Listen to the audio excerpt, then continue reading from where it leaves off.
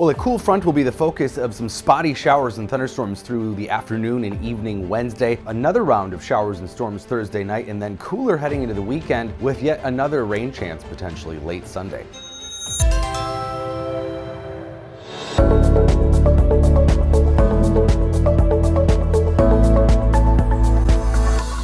So we have this cool front that touched off storms in northern Minnesota yesterday. It is sitting kind of draped across central Minnesota, and it's the focus for some clouds and already some spotty showers and thunderstorms we've been seeing kind of lingering around the area. Not severe, but with some more sunshine through the afternoon, we could see enough instability to create one or two marginally severe storms. There's a marginal risk, level 1 out of 5, that we could see some storms produce a little hail or wind. But the energy or CAPE available for storms, there'll be pockets of decent energy values in between areas that don't get hit by some of these afternoon showers. So heading to the late afternoon, evening, could see some of these storms pop up again. A hail threat primarily, maybe a few severe wind gusts, and then a few lingering showers into the overnight and early tomorrow. But tomorrow's chance will come mainly to the west and in the overnight. So here's that marginal risk. Level 1 out of 5 of severe weather includes the Twin Cities and a swath of central Minnesota.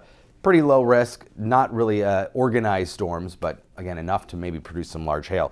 And then tomorrow, the bulk of the energy is going to be to the west, Nebraska into South Dakota. That's where we'll see the risk of severe weather just because of the timing of the system. The storms that develop there are going to push east.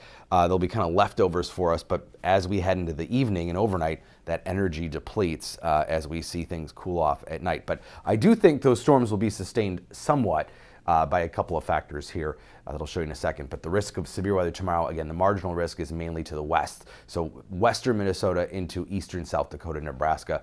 Again, though, even there, only a marginal risk. Maybe they'll up that to a slight risk as we head into tomorrow, depending upon how the dynamics look. But we are going to see a low-level jet. I think this is what will help sustain those showers and thunderstorms. Again, maybe not severe, but at least keep them going. Winds about 4,000 feet up will be roaring in the overnight, pumping in some of that moist air from the south.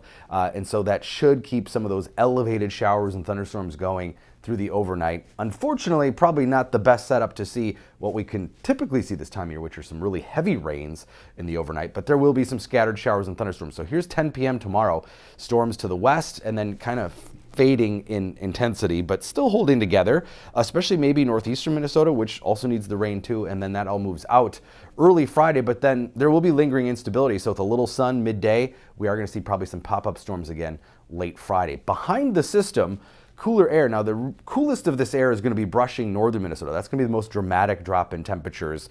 We'll see a little bit of one here further south in southern Minnesota, but you're going to notice the difference.